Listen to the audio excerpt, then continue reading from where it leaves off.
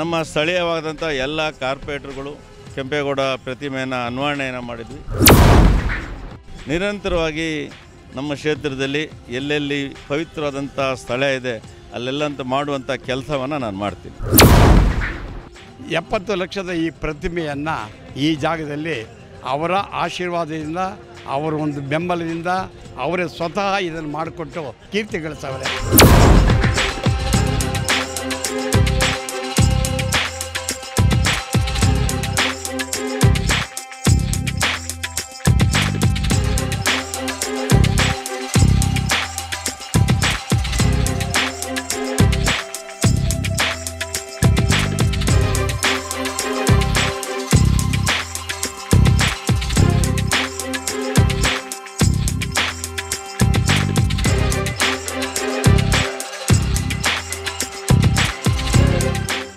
ಅರ್ಥಪೂರ್ಣವಾಗಿ ಒಂದು ಉತ್ತಮವಾದ ಕೆಲಸ ಇದೆ. ಪ್ರತಿಮೆ ಮತ್ತು ರಸ್ತೆ ನಾಮಕರಣ ಇವತ್ತಿನ ದಿನ ಕೆಂಪೇಗೌಡ ಏರ್ಪೋರ್ಟಲ್ಲಿ ಯಾವ ರಾಜ್ಯದಿಂದ ಯಾವ ದೇಶದಿಂದ ಬಂದರೂ ಕೆಂಪೇಗೌಡರ ಬಗ್ಗೆ ಕೇಳಿದಾಗ ಬೆಂಗಳೂರು ಕಟ್ಟಿದ್ರು ಅಂತ ಹೇಗೆ ಪ್ರಸಿದ್ಧ ಆಗಬೇಕು ಅನ್ನೋ ದೃಷ್ಟಿ ಇದೆಯೋ, ಅವರು ಮಾಡಿದಂಥ ಕೆಲಸ ಬೆಂಗಳೂರಿನ ಅಭಿವೃದ್ಧಿಗೆ ಫೌಂಡೇಶನ್ ಆಗ್ತಂಥ ಕೆಂಪೇಗೌಡರು, ಅದೇ ರೀತಿ ಇವತ್ತು ನಮ್ಮ ಕನಕಪುರ ರಸ್ತೆಯಲ್ಲಿ ಯಾರೇ ಹೋದರೂ ಕೆಂಪೇಗೌಡರ ಬಗ್ಗೆ ಮಾಹಿತಿ ತಿಳಿಬೇಕು. ಕೆಂಪೇಗೌಡರಿಂದ ಇವತ್ತಿನ ದಿನ ಕೆಂಪೇಗೌಡರು ಬೆಂಗಳೂರನ್ನು ಕಟ್ಟಲಿಲ್ಲ ಅಂದರೆ ನಾವ್ಯಾರೂ ಇಲ್ಲಿ ಇಷ್ಟು ಸುಖವಾಗಿ ಜೀವನ ನಡೆಸಲಿಕ್ಕೆ ಆಗ್ತಿಲ್ಲ. ಇವತ್ತು ಎಲ್ಲ ನಮ್ಮ ಬೆಂಗಳೂರಿನ ಜನತೆಗೆ, ಬೆಂಗಳೂರಿನ ಕರ್ನಾಟಕ ರಾಜ್ಯದಲ್ಲಿರುವಂಥ ಎಲ್ಲರಿಗೂ ಬೆಂಗಳೂರು ಅಂದರೆ ಭಾಳ ಅಚ್ಚುಮೆಚ್ಚು. ಕೆಂಪೇಗೌಡರು ಕಟ್ಟಿದಂಥ ಬೆಂಗಳೂರನ್ನು ಇವತ್ತು ಭಾಳ ವಿಶೇಷವಾಗಿ ಈ ಜೋಡಿ ರಸ್ತೆ ನಾಡಪ್ರಭು ಕೆಂಪೇಗೌಡರ ಹೆಸರನ್ನು ಇಟ್ಟು ಈ ಕೆಂಪೇಗೌಡರ ಪ್ರತಿಮೆಯನ್ನು ನಾನು ಅಧ್ಯಕ್ಷ ಆದಾಗ ಅಂದ್ಕೊಂಡಿದ್ದೆ. ಬೆಂಗಳೂರು ದಕ್ಷಿಣ ಕ್ಷೇತ್ರದ ವಕೀಲರ ಸಂಘದ ಅಧ್ಯಕ್ಷರಂಥ ಮುನ್ಬೈರಪ್ಪನವರ ಜೊತೆಯಲ್ಲಿ ನಮ್ಮ ಸ್ಥಳೀಯವಾದಂಥ ಎಲ್ಲ ಕಾರ್ಪೊರೇಟರ್ಗಳು ಪಕ್ಷ ಭೇದ ಮರೆತು ಇವತ್ತಿನ ದಿನ ಈ ಕೆಂಪೇಗೌಡ ಪ್ರತಿಮೆಯನ್ನು ಅನಾವರಣೆಯನ್ನು ಮಾಡಿದ್ವಿ. ನಿರಂತರವಾಗಿ ನಮ್ಮ ಕ್ಷೇತ್ರದಲ್ಲಿ ಎಲ್ಲೆಲ್ಲಿ ಪವಿತ್ರವಾದಂಥ ಸ್ಥಳ ಇದೆ ಅಲ್ಲೆಲ್ಲಂತ ಮಾಡುವಂಥ ಕೆಲಸವನ್ನು ನಾನು ಮಾಡ್ತೀನಿ. ಪಠ್ಯಪುಸ್ತಕದಲ್ಲೂ ಅವ್ರದ್ದು ಒಂದು ಇತಿಹಾಸವನ್ನು ಬರಬೇಕು ಅಂತೆಲ್ಲ ಖಂಡಿತ. ಇವತ್ತಿನ ದಿನ ಏನು ವಿದ್ಯಾಭ್ಯಾಸ ಮಾಡುವಂಥ ಮಕ್ಕಳಿಗೆ ಆ ಪಾಠ್ಯ ಪುಸ್ತಕದಲ್ಲಿ ಕೆಂಪೇಗೌಡರ ಬಗ್ಗೆ ಬಂದರೆ ಅರಿವು ಮೂಡುತ್ತೆ.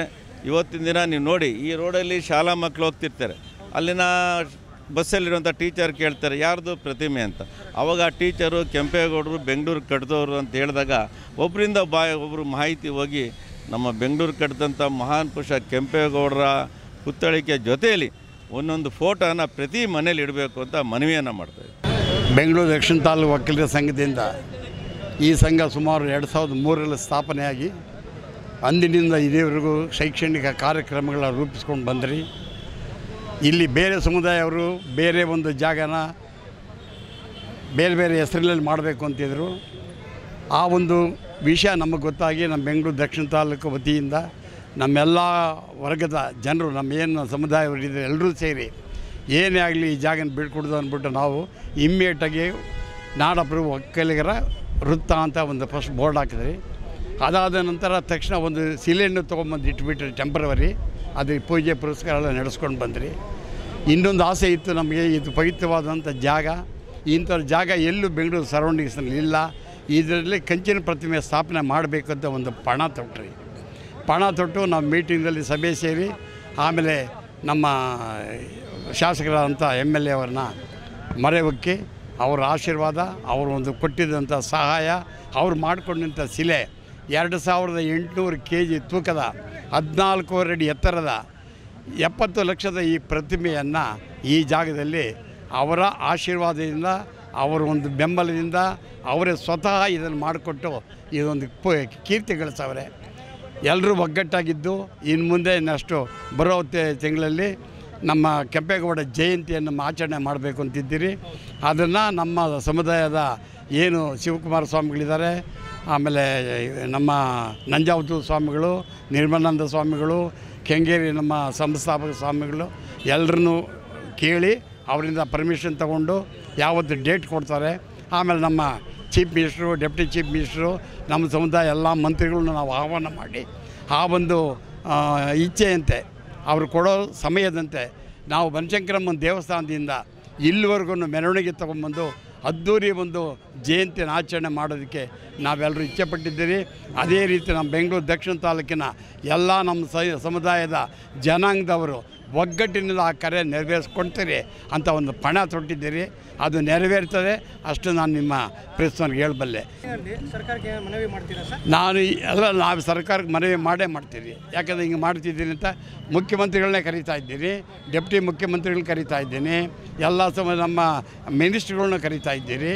ಇನ್ನು ನಮ್ಮ ಸಮುದಾಯದ ವಿರೋಧ ಪಕ್ಷದ ನಾಯಕರನ್ನ, ನಮಗೇನು ಇದರ ರಾಜಕೀಯ ಇಲ್ಲ, ಇದು ಕೆಂಪೇಗೌಡರದು, ಇದು ಒಕ್ಕಲಿಗ ಜನಾಂಗದ್ದು, ಅದನ್ನು ನಮಗೇನು ಎಲ್ಲ ನಾಯಕರನ್ನು ಕರಿತೀರಿ, ಯಾರು ಇಂಥವ್ರಿಲ್ಲ, ಎಲ್ಲ ಜನಾಂಗದವ್ರನ್ನೂ ಕರಿತೀರಿ.